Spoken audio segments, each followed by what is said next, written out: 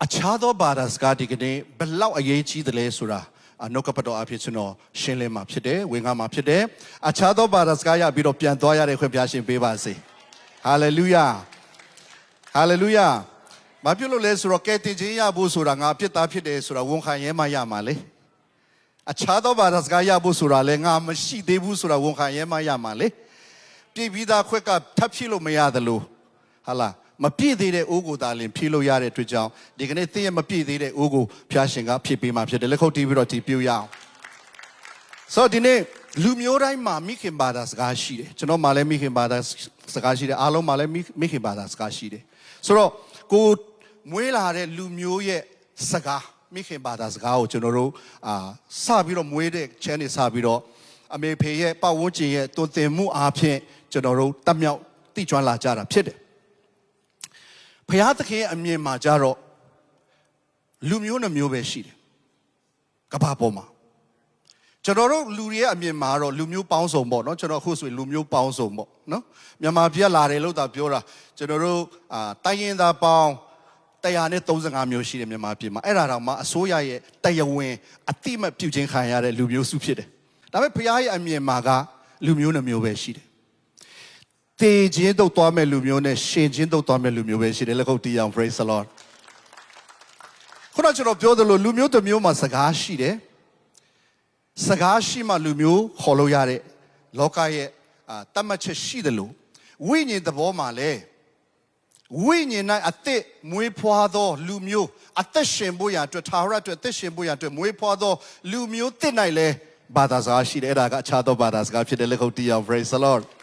Hallelujah. Hallelujah. We need no yes a gapit. Pure we need no yes a gapit. We need no yes a side or do the yes a gapit. We need no name we pour out to the Mickey Badas gapit. Amen. Sagama pure that day so are Lutiaga. At the shame be me. Do ye at the tama lame nagama. To Sagama pure Nigeria. A dika piatana jow. လူတယောက်အခွင့်အရေးရတဲ့တလောက်မရဘဲနဲ့ဆုံးရှုံးရမယ်ဆိုကြုံတွေ့ရတယ်လူတယောက်စကားပြောနိုင်တဲ့အတွက်ကြောင့်ကျွန်တော်တို့အခွင့်အရေးတွေအများကြီးပေါ်တာပေါ့စကားမပြောတတ်တဲ့လူကလူတယောက်အနေနဲ့အသက်ရှင်ခွင့်ရပေမဲ့သူ့ရဲ့တိုးတက်ရာတိုးတက်ကြောင်းအနာဂတ်မှာချမ်းသာရာချမ်းသာကြောင်းစကားမပြောတတ်ရင်အခွင့်အရေးအလုံးဆုံးရှုံးမှာပဲဘာသာစကားတစ်ခုပဲပြောတတ်တာတော့မှအများကြီးတိုးတက်နိုင်တယ်ဆိုရင်ဘာသာစကားအကြီးကျယ်တရုတ်အိန္ဒိယဟာလားပြင်သစ်ဂျာမနီတို့လိုဂျပန်တို့လိုတရုတ်တို့လိုစကားကြီးတွေပြောတတ်ထပ်ပြီးတော့ပြောတတ်မယ်ဆိုရင်ဘယ်လောက်များပြောတတ်တဲ့လူတွေအကျိုးရှိမလဲဝိညာဉ်ရေးရာမှာဝိညာဉ်သားသမီးအနေနဲ့ဒုတိယမွေးခြင်းအပြင်ကျွန်တော်တို့လူသစ်ဖြစ်ခွင့်ရတော်ညာလဲစကားမပြောတတ်တဲ့စွန့်အားသောဝိညာဉ်သားသမီးတွေများများစွာရှိတယ်အခြားသောဘာသာစကားမပြောမချင်းတင်ဒီစွန့်အားသောယုံကြည်သူပဲဖြစ်တယ်တချို့တော့နာကောင်းနာမယ်နော်အခြားသောဘာသာစကားမပြောသေးတဲ့လူတွေကတော့စွန့်အားတာပဲရှိသေးတယ်ဆိုတော့ဒီနေ့ကျွန်တော်ပြပြောခြင်းတယ်ဝိညာဉ်ထဲမှာအသက်မရှင်ဘူးလားဆိုရှင်ပါတယ်ထာဝရသက်မရဘူးလားဆိုရပါတယ်မစားတတ်ဘူးလားဆိုစားတတ်ပါတယ်စွန့်ရတဲ့လူလည်းအများကြီးစားတတ်ပါတယ်စွန့်ရတဲ့လူလည်းအိမ်ထောင်ပြုတ်လို့မရဘူးလားပြုတ်လို့ရတာပေါ့ကလေးတွေအများကြီးရတယ်စွန့်ရတဲ့အတွက်ကြောင့်လူတယောက်ရဲ့တဘာဝတရားနေထိုင်ဖို့အခွင့်အရေးမဆုံးရှုံးတော်ညာလေစွန့်မအားတဲ့အတွက်ကြောင့်အောင်မြင်သွားတဲ့လူတွေရဲ့အခွင့်အရေးတော်တော်များများတော့ဆုံးရှုံးရမှာပဲဘာဖြစ်လို့လဲဆိုတော့လူတွေရဲ့ပနာမဆက်ဆံရေးအဓိကတောင်းဆိုချက်ကစကားပြောခြင်းပဲဒီ communication မရှိရင်ဒီဆက်ဆံရေးစကားပြောဆိုနိုင်ခြင်းမရှိရင်ဒီလူနှစ်ယောက်ကခြေလက်ပြယုံနေတော့ဘယ်မှတိတ်မရောက်မှာမဟုတ်နည်းနည်းရောက်မှာမဟုတ်ဒါကြောင့်အကန့်အသတ်နဲ့ပဲသွားနေရမှာဖြစ်တယ်စားလို့တော့ရမယ်တောက်လို့တော့ရမယ်ကားစီးလို့တော့ရမယ်ဥပမာဖြစ်အိမ်ထောင်ပြုလို့တော့ရမယ်ဒါပေမဲ့တိတ်ပြီးတော့ထူးထူးခြားခြားပညာရေးပိုင်းမှာ academic ပိုင်းမှာ research လုပ်တဲ့ပိုင်းမှာတွန်သင်တဲ့ပိုင်းမှာလူတွေလမ်းပြတဲ့ပိုင်းမှာသင်ကြားတဲ့ပိုင်းမှာတော့အဲ့ဒီစွန့်ရတဲ့လူကတော့ အမြိုက်ခွင့်ရင်းနေတာမှာဖြစ်တယ်ဆိုတာကျွန်တော်ဒီနေ့ပြောပြခြင်းတယ်ဒီကနေ့ခြားသောဘာသာစကားပြောခြင်းဆိုတာကထူးထူးခြားခြားမဟုတ်ဘူးဝိညာဉ်သားသမီးတွေဖြစ်တဲ့အတွက်ကြောင့်ဝိညာဉ်စကားပြောတာပဲဖြစ်တယ်လက်ခုပ်တီးအောင် praise the Lord တချို့လူတွေကပြောတော့ဒါက full gospel တွေတွေ့ပဲဒါက AG တွေတွေ့ပဲဒါက Pentecostal တွေတွေ့ပဲမဟုတ်ဘူးယုံကြည်သောသူတိုင်းတွေ့ဖြစ်တယ်ဝန်တာရှိပြီးတော့လိုချင်သောသူတိုင်းတွေ့သူ့ရဲ့အလိုတော်နဲ့အညီတန်ရှင်းသောဝိညာဉ်တော်ဒီဝေပေးတော်မူ၏တဲ့နှုတ်ကပတ်တော်ပြောတယ်ဆိုကျွန်တော်တို့ရဲ့အခြေခံရနိုင်ပါမိကြောင်းခြားသောဘာသာလက်ခံရရှိနိုင်ပါမိကြောင်းအခြေခံတောင်းဆိုချက်ကဘာလဲဆိုတော့ဆန္ဒရှိရမယ်တဲ့မှာဆန္ဒရှိတယ်ဆိုရင်ရနိုင်မဲ့နီလန်ကရှာရမှာဖြစ်တယ်ဘိုက်စာရင်ထမင်းဘယ်လိုရမလဲဆိုတာတောင်းစားတင်လဲတောင်းစားရမှာပဲရေစာရင်ဘယ်မှာရှိမလဲဆိုတာရှာတင်လဲရှာရမှာပဲကောရိန္သုပထမဆောင်ခန်းကြီး14အငယ်1ကနေ9ကိုအခြေပြုပြီးတော့ဒီကနေ့နှုတ်ကပတ်တော်ကိုကျွန်တော်ဝင်ငါချင်တာဖြစ်တယ်အကြောင်းမူကားအခြားသောဘာသာစကားအားဖြင့်ပြောသောသူသည်လူတို့အားမပြောဖယားသခင်အားပြော၏သူ၏စကားကိုအဘယ်သူမျှနားမလဲနည်းနည်းသောຢာတို့ကိုဝိညာဉ်တော်အားဖြင့်ပြော၏ပရောဖက်ပြုသောသူမူကားတိဆောက်ခြင်းတိုက်တွန်းသွေးဆောင်ခြင်းတက်တာခြင်းအလိုငါလူတို့အားဝေငါ၏အခြားသောဘာသာစကားအားဖြင့်ပြောသောသူသည်ကိုယ်ကိုယ်သာတိဆောက်၏ပရောဖက်ပြုသောသူမူကားအသင်းတော်ကိုတိဆောက်၏သင်တို့ရှိသမျှသည်အခြားသောဘာသာစကားအားဖြင့်ပြောစေခြင်းကငါအလိုရှိ၏ပရောဖက်ပြုစေခြင်းကတာ၍အလိုရှိ၏အကြောင်းမူကား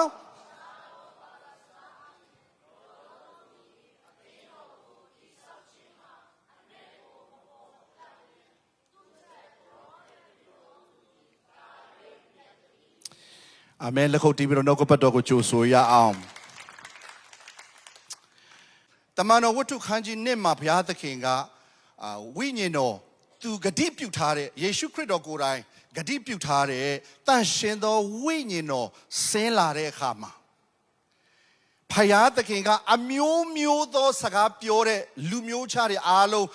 ဂျေရုဆလင်မြို့မှာစုယုံလာတဲ့ပင်တီကုတ်တေနေ့မှာဖယားက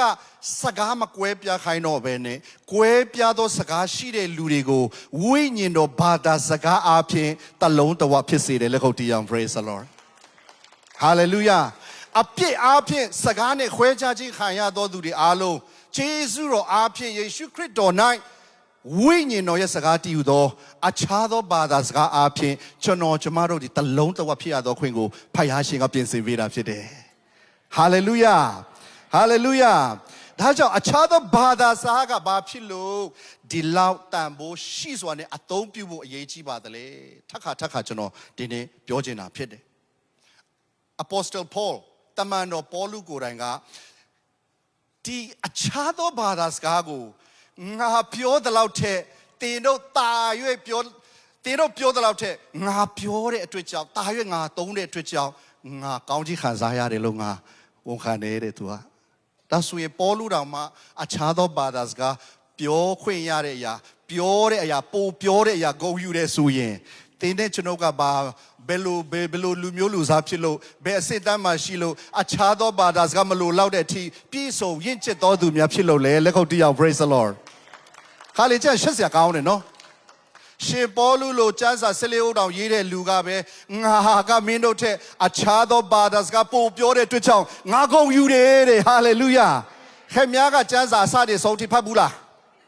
ရေးဖို့နေနေသားသားကျွန်တော်ကိုယ်တိုင်ပါရေးဖို့မပြောနဲ့အလွတ်ရတာတော့တိတ်မရှိဘူးနော်ကျွန်တော်ပါဝင်ပါ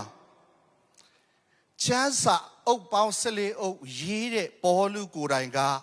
ဖယားသခင်ဆီကနေလာတဲ့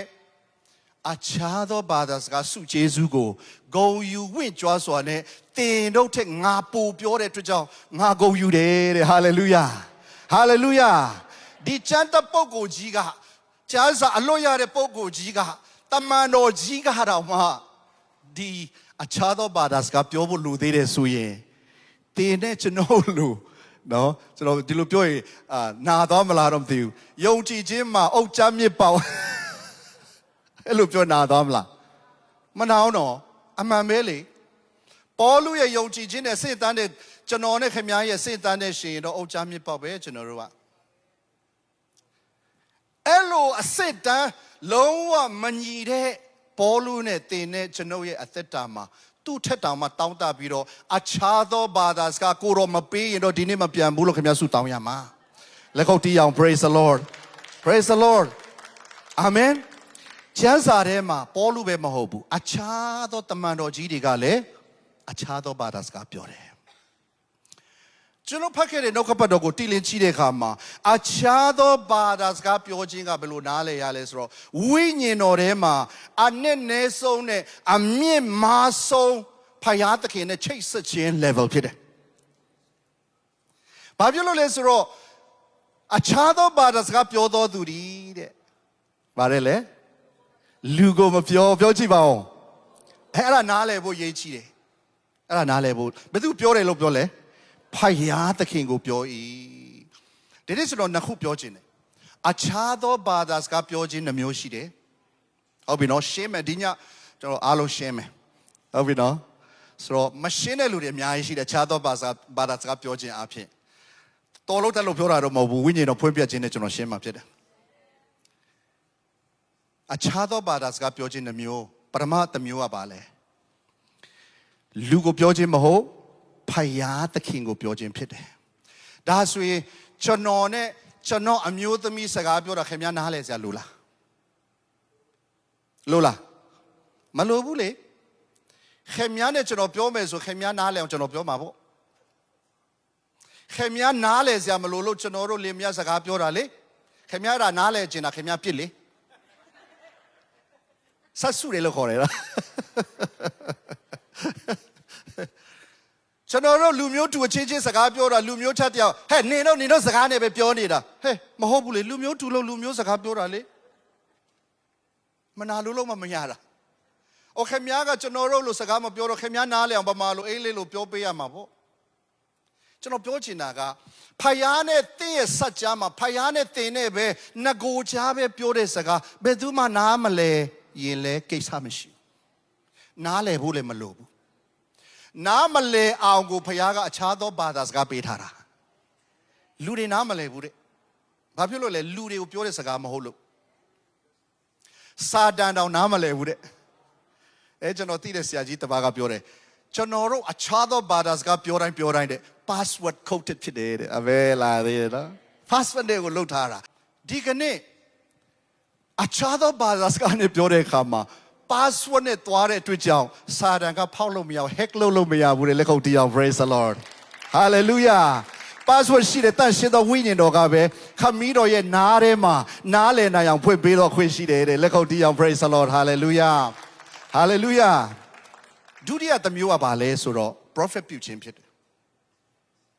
prophet ပြုတဲ့အခါမှာကျွန်တော်တို့မိခင်ဘာသာစကားလူမိခင်ဘာသာစကားနဲ့ prophet ပြုလို့ရတယ်လို့အခြားသောဘာသာစကားနဲ့လည်းပြုလို့ရတယ်ဆိုတော့လူတော်များများရဲ့ပြဿနာကဘာလဲဆိုတော့မင်းတို့ကပြောနေတာဘာသာပြန်တဲ့လူမရှိဘူးတဲ့သူတို့နားမလဲလို့ပြောတာခင်များတို့အားလုံးကြားဖို့အသင်းတော်တစ်ခုလုံးကြားဖို့ကျွန်တော်အခြားသောဘာသာစကားနဲ့ prophet ပြုခွင့်ရှိတယ်ဆိုရင်ခင်များတို့ကနားမလဲတဲ့အတွက်ကြောင့်တဆုံတယောက်တော်သူကိုဝိညာဉ်တော်ကမဆပြီးတော့အနှစ်ပြန်ပေးရမှာဖြစ်တယ်ဒါမှကောင်းကြီးဖြစ်မှာပေါ့မဟုတ်ဘူးလားဒါမဲ့ကျွန်တော်နဲ့ဖယားကြားထဲမှာပြောတဲ့အခြားသောဘာသာစကားကအနှစ်ပြန်စရာလိုလားလှုပ်ဝဲချက်တွေပေါက်ကုန်မှာပေါ့ပေါက်ကြားကုန်မှာပေါ့ဒါမဲ့အသင်းတော်အတွက်တိဆောက်စရာဖြစ်ဖို့ prophet ပြုတဲ့အခြားသောဘာသာစကားနဲ့ပြုတဲ့အရာကြတော့ကိုပိုင်လှုပ်ဝဲချက်မဟုတ်တော့အများအကျိုးအတွက်ဖယားကရည်စူးပြီးတော့ပြောခိုင်းတဲ့ prophet ပြုခြင်းဖြစ်တဲ့အခါမှာဘာသာမပြန်ပေးလို့မရအခုကျွန်တော်ပြောတာနားမလဲတဲ့လူတွေအတွက်ဘာသာပြန်ပေးတဲ့ဆရာရှိတယ်လေကျွန်တော်လည်းအရင်တော့ဘာသာပြန်ဆရာပဲဆိုတော့ full gospel မှာနည်းနည်းခွဲလောက်ဘာသာပြန်ဆရာလုပ်ခဲ့ဘူးတယ်အခြားသောဘာသာစကား other tongue ကျွန်တော်တို့ပြောတဲ့အခါမှာဝိညာဉ်တော်နဲ့ အနည်းနည်းဆုံးသောအစစ်အမြင့်ဆုံးသော level မှာလှုပ်ဝက်အစစ်မြင့်ဆုံးဆွေးနွေးပွဲတော့မဟုတ်နိုင်ငံတော်လှုပ်ဝက်ပုံစံမျိုးနဲ့ classified ပုံစံနဲ့ကျွန်တော်တို့ကသွားနေတာဖြစ်တယ်ဒါဆိုရင်လှုပ်ဝက် they don't ထူထားတဲ့စာရွက်ကတော့လူတိုင်းဖတ်လို့မရအောင်အဲ့ဒီဖတ်တဲ့ classification အစင်စင် approve လုပ်ထားတဲ့လူသားလင်ဖွင့်ခွင့်ဖတ်ခွင့်ရှိတယ်ဒီကနေ့အခြားသောဘာသာစကားပြောခြင်းဆိုတာက classified ဖြစ်တယ် hallelujah အထူးလှုပ်ဝက်ဖြစ်တယ်လက်ခုပ်တီးအောင် praise the lord စာရန်လည်းမသိဘူးတင်ဘေးကလူလည်းမသိဘူးတော့ဘယ်လောက်ပဲအော်ဘယ်သူမှမသိဘူးဒါမဲ့ဝိညာဉ်တော်ကခမီးတော်ရဲ့နားထဲမှာဖွင့်ပေးပြီးတော့သူ့ရဲ့နဝင်းချိုးအောင်ဘာသာပြန်ပေးတယ်တဲ့ hallelujah hallelujah ဘာဖြစ်လို့လဲဖယားသခင်ဒီနာဝိညာဉ်ဖြစ်တော်မူတဲ့အတွက်ကြောင့်တဲ့နော်ယောလေး24မှာဝိညာဉ်၌၎င်းသေစာ၌၎င်းဘာလို့ရမလဲကိုးကွယ်ရမယ်ဖယားကဝိညာဉ်တော်ဖြစ်တယ်ကျွန်တော်တို့ကဝိညာဉ်တော်၌ဒုတိယမွေးခြင်းခံရတဲ့ဝိညာဉ်သားသမီးတွေဖြစ်တယ်ဒါဆိုရင်ကျွန်တော်တို့ရဲ့တဘာဝချင်းကဝိညာဉ်တဘာဝဖြစ်သွားပြီဝိညာဉ်တဘာဝရှိတဲ့နှစ်ဦးကပုဂ္ဂိုလ်နှစ်ဦးက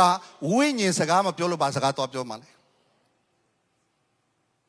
ဖယားကကျွန်တော်တို့လူစကားနားမလဲဘူးလားဆိုနားလဲပါတယ်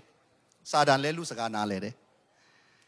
ကိုရဲ့မွေးဇာတိမိခင်ဘာသာစကားမဟုတ်တဲ့စကားတွေတောင်မှတင်လို့ရှိရင်ကျွန်တော်တို့ပြောလို့ရတယ်လေဒါပေမဲ့အခြားသောဘာသာစကားကြတော့ဝိညာဉ်တော်ပေးမှရတဲ့စကားဖြစ်တဲ့လက်ခုပ်တီးအောင် praise the lord တင်ပေးလို့မရဘူး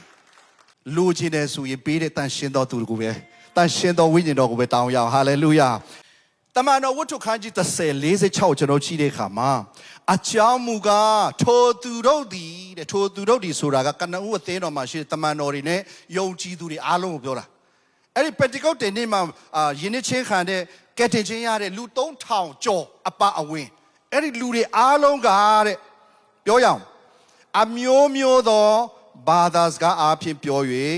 ဖယားသခင်ကိုချီးမွမ်းတွေကိုကြားကြလေဒါဆိုအခြားသောဘာသာစကားပြောခြင်းကစကားပြောရုံတက်၌သုံးဖို့မဟုတ်တယ်လို့ချီးမွမ်းကိုးကွယ်ခြင်း၌လည်းသုံးလို့ရတယ်လက်ခုပ်တီးအောင် praise the lord ဒါကြောင့်ချီးမွမ်းကိုးကွယ်ခြင်းထဲမှာဇုံမီလိုပဲဗမာလိုပဲကျွန်တော်တို့ကအကန့်အသတ်နဲ့စိုးစရာမဟုတ်ဘူးတချို့သင်းတော်တွေအရင်စီကန်းရှင်၄ပုတ်ဆို၄ပုတ်နော်ဟဲ့လို့လာတာနော်နှစ်ခါပဲကြော့မယ်နော်ဟာတိုက်ထားတာတိကျပဲ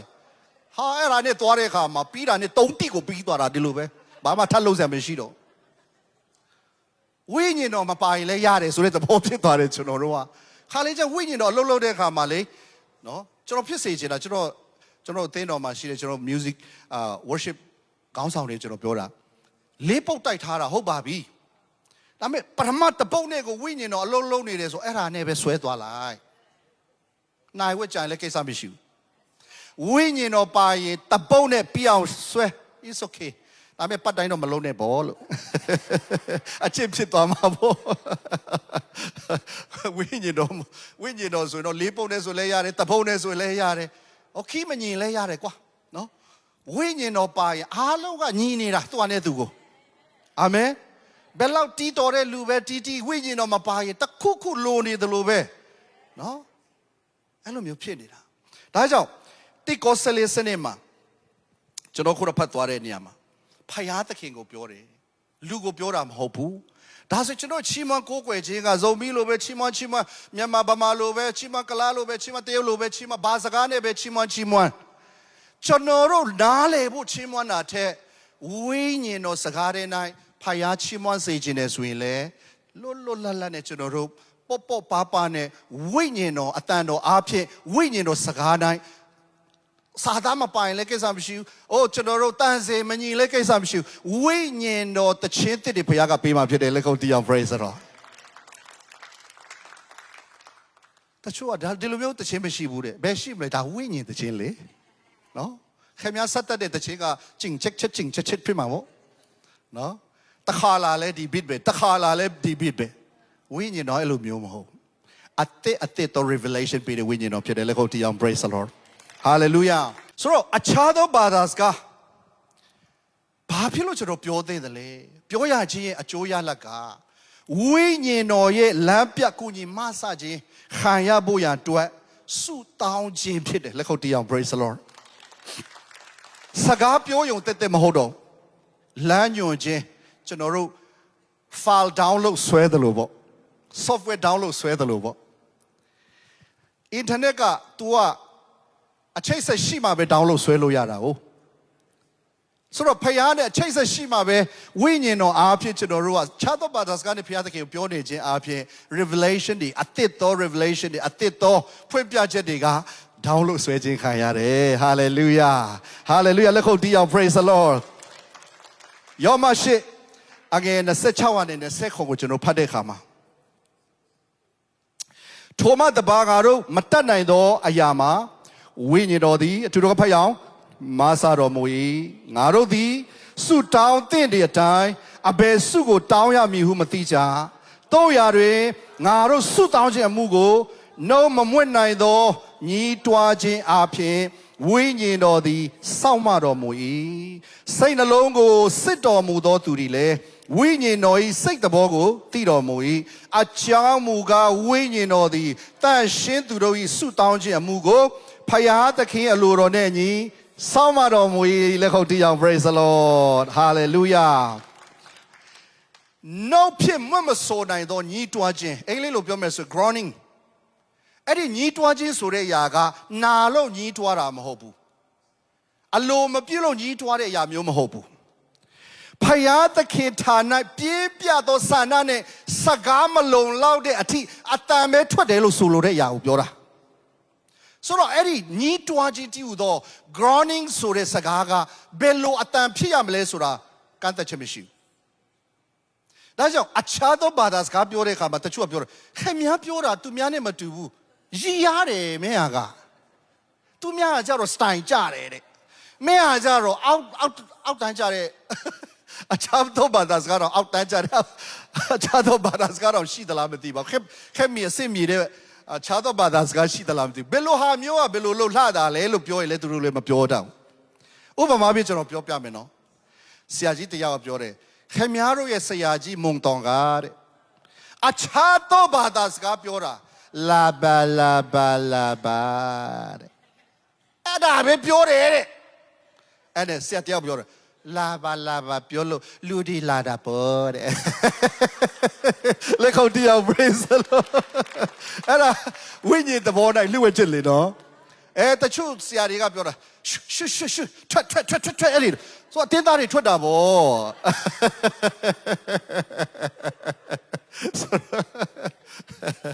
ဆိုတော့အခြားသောဘာသာစကားပြောတဲ့အခါမှာဆရာကြီးလိုလာဘာလာဘာအခြေကြီးလည်းပြောစားမမြန်လည်းပြောစားလာဘာလာဘာညင်တာလေးပဲလာဘာလာဘာတခြားတိတ်လည်းမပြောလာဘာလာဘာအဲ့လိုပဲပြောတယ်တခါလာလဲလာဘာလာဘာဆိုလူတွေကအားနာလို့လာတာတဲ့ဆိုတော့ဒါလဲဟုတ်ရင်လဲဟုတ်မှာပေါ့လေဒါပေမဲ့တချို့ပြောတယ်မင်းတို့ကလာဘာလာဘာပြောပဲရှုပ်ထွက်အဲ့လိုပဲပြောတယ်ဘာတွေပြောနေမှမသိဘူးတဲ့သူကလည်းသူရှုပ်ရှင်းပြောလာဘာပဲပြောထွက်ပဲပြောဝိညာဉ်တော်နားလဲဖို့ရည်ကြီးတယ်လက်ခုပ်တီးအောင် praise the Lord အာမင်ခင်ဗျားနားမှာဘယ်လိုပဲကြားဖို့လေခင်ဗျားရဲ့အတွင်းထဲကနေလာတဲ့ညီးတွားခြင်းကဘယ်လိုအတန်ပဲထွက်လာပြင်းမှာနော်တန်ပြားလိုပဲထွက်နော်ဘုံတီးတယ်လိုပဲထွက်အိုးဘယ်လိုအတန်ပဲထွက်ဝိညာဉ်တော်နားလဲတယ်ကျွန်တော်လာတဲ့မြို့မှာကျွန်တော်သိတဲ့အမျိုးသားတယောက်ရှိတယ်ယုံကြည်သူအသက်ကြီးတယောက်ပဲသူပြောလိုက်အိမ်လေးလိုပဲထွက်တယ် in the rock in the crash in the strut in the Lord in the verse in the verse ကျွန်တော်တို့ဘေးမှာရှိတယ်တချို့ကခိုးရီတာရှိစုတောင်းရင်းကိုသူအခြားသောဘာသာကြားတာလေကိုဖြစ်နေရအဲ့သူကတော့ခတ်တီပဲ in the Lord in the crash in the morning in the evening ဒုက္ခပဲကိုတော့တဲ့အစေမပြေဘူးပေါ့နော်ဘာတွေလဲဒီလူကအိမ်လေးလို့ပြောတာလည်းမဟုတ်ဒါပေမဲ့အိမ်လေးလူလည်းကြားရတယ်ဒါပေမဲ့ဖျားတည်တယ်အာမင်ဝိညာဉ်တော်နားလဲတယ်ခင်ဗျားနားလဲစမလို့ဘူးအာမင်တချို့ကြောင့်ကလားလို့ထွက်တယ်ကလားလို့အရပကရပစရပန္ဒရပတန္ဒရ Are para kada pani de la. Ye tau chen da la o. Kaisa me shiu. Ta chua ta yo lu thwat de. Shin kong shin kong. Shang. Kaisa me shiu. Belo ata me thwat. တင်းအထဲကနေဆန္ဒပြင်းပြမှုနဲ့ထွက်လာတဲ့ညီးတွားတန်ကဘယ်လိုအတန်ပဲထွက်နေတန်ရှင်တော်ဝိညာဉ်တော်ကမဆတဲ့အခါမှာဖခင်သခင်နားလဲတယ်လက်ခုပ်တီးအောင် praise the Lord hallelujah တန်ရှင်တော်သူတို့ရဲ့ဆုတောင်းခြင်းကိုသူ့ရဲ့အလိုတော်နဲ့ညီမဆတယ်အာမင်ခင်ဗျားဘယ်လိုပဲအတန်ထွက်ပြဝိညာဉ်တော်စီလျော်အောင်ဘာသာပြန်ပေးတယ် hallelujah hallelujah အခြားသောဘာသာစကားပြောတဲ့အတွက်ကြောင့်ပေါ့နော်ဆုံးရှုံးတဲ့လူတရားမှမရှိဘူးအတွင်းလူကိုခိုင်ခန့်စေတယ်ဖြစ်တယ်အတွင်းလူကိုခိုင်ခန့်စေဖို့ရအတွက်ဝိညာဉ်အစာကိုအခြားသောဘာသာစကားပြောခြင်းအဖြစ်များကျွေးဖို့ရအတွက်ရောက်စီလိုက်ဖျားရှင်ကောင်းချီးပေးပါစေဟာလေလုယာမတတ်နိုင်တဲ့အမှုမှာတတ်နိုင်စေပါမိကြောင်းအခြားသောဘာသာစကားကလူစကားနဲ့ကုံသွားတဲ့အခါမှာမိခင်ဘာသာစကားနဲ့မတတ်နိုင်တဲ့အခါမှာကိုမွေးတဲ့စကားနဲ့မတတ်နိုင်တော့တဲ့အခါမှာရင်ထဲမှာပြင်းပြတဲ့ဆန္ဒနဲ့ခေါ်ခြင်းနဲ့မျက်ရည်နဲ့မလုံလောက်တော့တဲ့အခါမှာထွက်လာတဲ့အတန်ကဘယ်လိုပဲဖြစ်နေပါစေဝိညာဉ်တော်ကစီလျော်အောင်နားလည်ပေးတယ်ဟာလေလုယာအားလုံးလက်ခုပ်တီးပြီးတော့ကျေးဇူးတော်ချီးမွမ်းရအောင်ယေရှုခရစ်တော်ကသူ့ရဲ့တပည့်တော်တွေကိုမထားခဲ့ခင်မှာချီဆောင်ခြင်းမခံရခင်မှာအသေးသက်ခြင်းမခံရခင်မှာသူကဘာပြောလဲဆိုမာကု16:18မှာသူအထူးမှာထားတဲ့စကားဖြစ်တယ်ဒီဟာကယုံကြည်သောသူတို့နဲ့ဖြစ်အပ်သောနမိတ်လက္ခဏာဟူမူကားပရမတ်ချက်ကငါဤနာမကိုအမိပြု၍နတ်ဆိုးတို့ကိုနေထုတ်ချလက်တံထူးခြားသောဘာသာစကားမျိုးတို့ကိုလည်းပြောကြလက်တံအဲ့မှာခဏရရအောင်နှစ်ချက်ပဲပရမတ်အောဘွေနမိတ်လက္ခဏာတွေယုံကြည်သောသူတွေကသူ့ရဲ့နာမတော်အားဖြင့်ပြုခွင့်ရမယ်အာမင်လူတော်များကအဲ့ဒီပရမတ်မာကြားချက်ကိုအရင်စိတ်ဝင်စားတယ်နာမည်ကြီးတဲ့ဆရာတွေလာတဲ့အခါမှာဖျားနာတဲ့လူတွေအနာရောဂါရှိတဲ့လူတွေအနာရောဂါပျောက်ခြင်းလို့ဟာလာတက်တာခြင်းလို့လာတဲ့လူတွေများစွာရှိတယ်ကောင်းပါတယ်ဒါပေမဲ့အခြားသောဘာသာစကားလည်းပြောမယ်ဆိုတဲ့ဟာတတိပေးပြီးတော့ဝင်ကားတဲ့ဆရာတွေသိမရှိဘူးကျမ်းမာမယ်ချမ်းသာမယ်အစဉ်ပြေမယ်ဘုံတော်နဲ့ယုံကြည်တဲ့တိုက်ဖြစ်မယ်နမိတ်လက္ခဏာမြင်ရမယ်ဆိုတာကတော့ကျွန်တော်တို့အသင်းတော်ကိုယ်တိုင်ပေါ့လေကျွန်တော်တို့ကိုယ်တိုင်အင်မတန်မှအထူးပြုပြီးတော့ဝင်ကားနေတဲ့တမန်တရားဖြစ်ပါတယ်မားတယ်လို့ကျွန်တော်ပြောတာမဟုတ်ဘူးနော်ဒါပေမဲ့ तू မှာကြားတဲ့စကားကဒါပဲမဟုတ်နောက်ဆုံးပြောတဲ့စကားကပိုတော့အရေးကြီးသေးတယ်လူတွေအသက်ရှင်တဲ့ချိန်မှာပြောတဲ့စကားလောက်လေတေခါနီးကတင်ပေါ်မှာပြောတဲ့စကားမတူဘူးနော်လူတယောက်တေခါနီးပြောတဲ့စကားကအကုန်ပဲတာသူ့ဘဝတစ်ခုလုံးအတွက်ရေးကြီးဆုံးစကားပဲယေရှုကသူမတေခင်မှာပြောတဲ့မာတဲ့စကားလောက်ရေးကြီးတဲ့စကားများရှိမလားယုံကြည်သောသူတွေနမိတ်လက္ခဏာမြင်ရမယ်အာမင်ထူးကြတယ်နတ်ဆိုးတွေနေထုတ်မယ်အာမင်ထူးကြတယ်အိုးဒီလိုဖြစ်မယ်အဲ့ဒါလေ तू မာတာလေဖြစ်မှာပေါ့ဖြစ်ဖို့လေယုံကြည်မှာပဲလေယုံကြည်ရမှာပဲလေအဲ့မှာမရက်သွားကြနဲ့အခြားသောဒီမှာဘယ်လိုရေးထားလဲထူးခြားသောပြောကြည့်ပါဦးထူးခြားသောဘာသာစကားမျိုးတို့ကိုလည်းပြောကြလိမ့်မယ်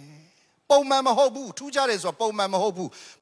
အခြားသောဘာသာစကားဆိုတာကထူးခြားသောဘာသာစကားလို့ပဲပြောတယ်နော်ခင်ဗျားနားလေတဲ့စကားမဟုတ်ဘူးခင်ဗျားသိတဲ့စကားလည်းမဟုတ်ဘူးခင်ဗျားကြားခြင်းတလို့ကြားလို့ရတဲ့စကားလည်းမဟုတ်ဘူးအတန် solfa ဆိုတာလည်းမရှိဘူး funny ဖြစ်ကောင်းဖြစ်မယ်ရည်စရာကောင်းရင်လည်းကောင်းမယ်ထူးခြားနေရမယ် hallelujah ပြောကြည့်ပါဦးထူးခြားနေရမယ်အဲ့ဒါကြောင့်ထူးခြားသောစကားလို့ပြောတာပေါ့ဒီနေ့ယုံကြည်သူအားလုံးယေရှုကမှာထားတယ်ဘယ်အသင်းတော်မဆိုဒီနေ့ကြားတဲ့လူတွေအားလုံးကြားပါစေဒီအခြားသောဘာသာစကားတွေပန်တီကုတ်တွေယုံကြည်သူများအတွက်တာလည်းမဟုတ်ဘူးနေ့ချင်းတွေအတွက်လည်းပါတယ်အင်္ဂလိကန်အတွက်လည်းပါတယ်အားလုံးအတွက်ပါတယ်လက်ခုပ်တီးအောင်ဒီနေ့အခြားသောဘာသာစကားပြောခြင်းကလူရဲ့ အစွမ်းစားနဲ့မတတ်နိုင်တဲ့ຢာတွေကိုဝိညာဉ်နယ်ပယ်မှာစစ်တိုက်နေခြင်းဖြစ်တယ်လူစကားနဲ့ကျွန်တော်တို့မတတ်နိုင်တော့တဲ့အရာတွေကိုဝိညာဉ်စကားထဲမှာဝိညာဉ်နယ်ပယ်ထဲမှာ break through ထိုးဖောက်မှုတွေ့နိုင်ပါမည်အကြောင်းဝိညာဉ်ထဲမှာကျွန်တော်တို့တိုက်ပွဲဝင်နေတာအဖက်ခန်းကြီး6ထဲမှာဘယ်လိုရေးထားလဲပေါလုကငါတို့ဆိုင်ပြတိုက်လာရသောအရာတွေကဘူချီတွေမဟုတ်ဘူးတဲ့နော်တကိုးအာနာတွေမဟုတ်ဘူးတဲ့ကောင်းကင်လေထုကိုစိုးရနေတဲ့နတ်ဆိုးတွေဖြစ်တယ်တဲ့ဒါကြောင့်နတ်ဆိုးတွေလည်းဝိညာဉ်ဖြစ်တဲ့အတွက်ကြောင့်ဝိညာဉ်တိုက်ပွဲထဲမှာကျွန်တော်တို့စကားနဲ့မရတော့ဝိညာဉ်စကားနဲ့တိုက်ပွဲဝင်ရတော့မှာဖြစ်တယ်လက်ခုပ်တီးအောင် praise the Lord hallelujah hallelujah ဝိညာဉ်သဘော၌အခြားသောဘာသာစကားပြောခြင်း၌တေလုံးဝမမျော်လင့်ထားတဲ့တေလုံးဝမျော်မှန်းလို့မရတဲ့တွေးတောလို့မရတဲ့လှဝက်နဲ့နဲသောအုပ်ထားသောဖွက်ထားသောလှဝက်ချက်တွေမြောက်များစွာရှိတယ်ကျမ်းစာကိုကျမ်းစာတိုင်းဖတ်ရင်အိတ်ဆေးပဲဖတ်ကြည့်မယုံရင်ဖတ်ကြည့်တခါတည်းခေါ်သွားမယ်ကျမ်းစာကိုကျမ်းစာလို့ဖတ်ရင်ကျမ်းစာစာဖတ်တာပဲဖြစ်မယ်ဝိညာဉ်တော်ရဲ့ဖွင့်ပြခြင်းတစ်စက်နဲ့ဖတ်ကြည့်ရေမာဖြစ်သွားမယ် logos ကဒီရေမာဖြစ်သွားမယ်လက်ခုပ်တီးအောင် praise the Lord အခုကျွန်တော်ဖတ်နေတဲ့စာကပါလေ logos လေ logos ဆိုတာစာလေကျွန်တော်စာဖတ်တာမြန်မာပြည်မှာလဲကျွန်တော်တို့စာဖတ်ပံများတော့အလွတ်ရသွားတယ်လေညခါလာတာခုတိမေးလို့မရအောင်ကျွန်တော်ဖြတ်ဖို့စ조사သေးတယ်ဒါပေမဲ့တသက်စာအတွက်ဆွဲသွားပြီတင်တယ်အခုထိဆွဲနေတော့နော်ညခါလာတာတော့တဲ့သူတာမှာဗောဒါဆွဲနေတာဘာဖြစ်လို့လဲဖတ်ဖန်များတော့ဆွဲသွားတယ်ဒါပေမဲ့အဲ့ဒီစာကခုအကျိုးရှိလားမရှိဘူးနော်ကျွန်တော်အဲ့ဒါနဲ့တရားဟောရင်ကျွန်တော်ရိုက်ခိုင်းဒီနေ့ကျွန်တော်ဝင်ကားမဲ့တည်းကျန်းစာရေးကောင်းစီညခါလာတာဖြစ်ပါမလုံးနဲ့တစင်တက်ဖို့လို့လေအဲ့ညခါလာတာဘယ်သွားမလဲခကြီးကဝေးသလားနီးသလားအဲ့ဒါတွေနဲ့လုံးလို့မရကျွန်တော်နာမည်ဒီမောင်မောင်ကျွန်တော်ဘေးနာမည်ဒီဥပဟာတဒန်းလုံးကဥပရဲ့သားတဒန်းလုံးကဒေါ်စုရဲ့သားတယ်အားလုံးကအေး my name is အေးအမျိုးသမီးအားလုံးကအေးယောက်ျားလေးတွေအားတော့မောင်အဲ့လိုပဲချက်လာခဲ့တာလေအဲ့လိုပဲအောင်လာခဲ့တာမကြီးနဲ့စာစီစာကုန်းကျွန်တော်တည်တဲ့အခါမှာ my name is မောင်တဒန်းလုံးကမောင်my father name is Uba အဲ့လိုတည်လာခဲ့တာကျွန်တော်တို့ကနော်အဲ့လိုပဲတည်လာခဲ့တာအဲ့ဒါလေးလည်းမေးလို့မရဒါပေမဲ့အဲ့လိုသွားမိတ်ဆက်လို့ရမလား logos အနေနဲ့ပဲဖတ်ရင်တော့စာပဲရသွားမယ်ဒါပေမဲ့ rema အနေနဲ့ဝိညာဉ်တော်အားဖြင့်အသက်တာကို transformation ဖြစ်စေမယ်ပြောင်းလဲပြုတ်ပြင်မယ်နှုတ်ကပတ်တော်အနေနဲ့ခံယူနာယူတဲ့လူတွေကတော့ဘဝပြောင်းသွားတယ်အသက်တာပြောင်းသွားတယ်လက်ခုပ်တီးအောင် praise the Lord ထူးခြားလာကိုလာရမှာအခုကကျွန်တော်တို့ကဘွဲ့မရခင်တော့ရာရေလေ fire ဖြစ်တာဘွဲ့လေးရပြီးတော့လေးလေးငြိမ်သွားတယ်ဒီပလိုမာလေးလည်းကန်ရောတိတ်ခါထိန်ချင်လာတယ်ဘချလာလေးလည်းပြီးသွားရောနှုတ်ဆက်လို့တိတ်မရတော့မာစတာလည်းပြီးသွားရောဖယားเจ้าတောင်တိတ်မလားလာရင်တော့ဆုချပေးရမလို့ဒီကောနိခုံကိုဖတ်ရအောင်ကျွန်တော်ထိုရာတို့ကိုဘုရားသခင်သည်မိမိဝိညာဉ်တော်အားဖြင့်ငါတို့ဟာဖော်ပြတော်မူ၏ဘယ်သူကဖော်ပြတာလဲဝိညာဉ်တော်ကဖော်ပြတာဝိညာဉ်တော်ဒီဘုရားသခင်ဤနဲ့နဲသောအရာတိုင်အောင်ခတ်သိမ်းသောအရာတို့ကိုစစ်တော်မူ၏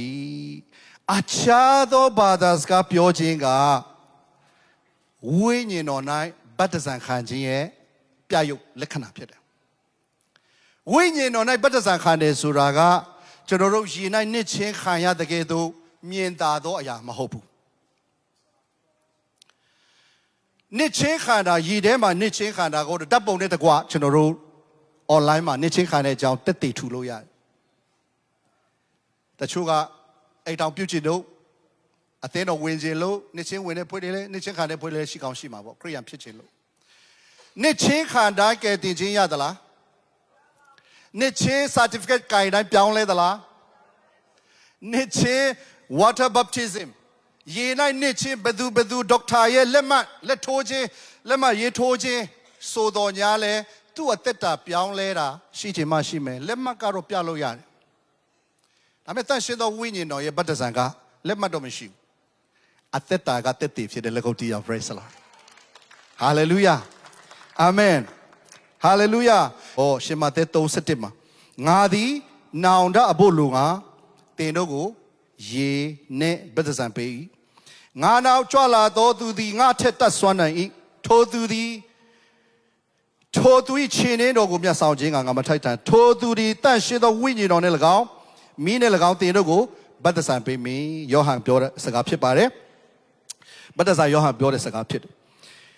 အခုလာမဲ့သူအားဖြင့်တင်တို့သည်မိ၌ဗတ္တဇံခံရမှာဖြစ်တယ်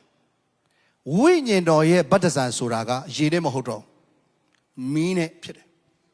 မိဆိုတဲ့အရာရဲ့သဘောတဘာဝကပါလဲဆိုတော့လောင်ကျွမ်းခြင်းဖြစ်တယ်တန်ရှင်သောဝိညာဉ်တော်၌ဗတ္တဇံခံတဲ့လူရဲ့သက်တာမှာအညစ်ကြီးတွေကလောင်ကျွမ်းခြင်းခံရမှာဖြစ်တယ်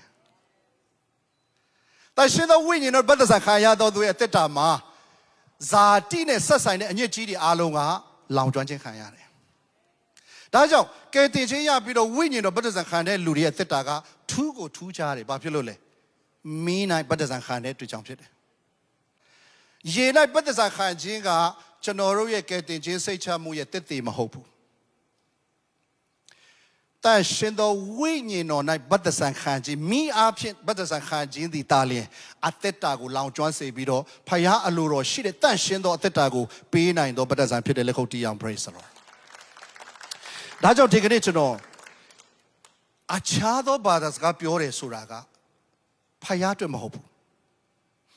ဖယားအတွက်ခင်ဗျားပြောသည်ဖြစ်စေမပြောသည်ဖြစ်စေဖယားအတွက်ချိုးမရှိဘူးဖယားကစုံလင်ပြီးသားဖယားကတကိုးကြီးပြီးသားဖယားကလိုအပ်ချက်မရှိဖယားမှာအခြားသောဘာသာစကားပြောချင်သည်ငါအတွက်ဖြစ်တယ်လို့ခင်ဗျားခံယူမှသင်အတွက်အကျိုးရှိမှာဖြစ်တယ်ခါလေးကျကျွန်တော်တို့ကအရန်ဆင်းရဲတော့ဆင်းရဲမှန်းတော့မသိတော့တဲ့ဖွဲ့တွေရှိအရန်နှုံချတော့ကိုနှုံချမှန်းတော့မသိတဲ့ဖွဲ့တွေရှိတယ်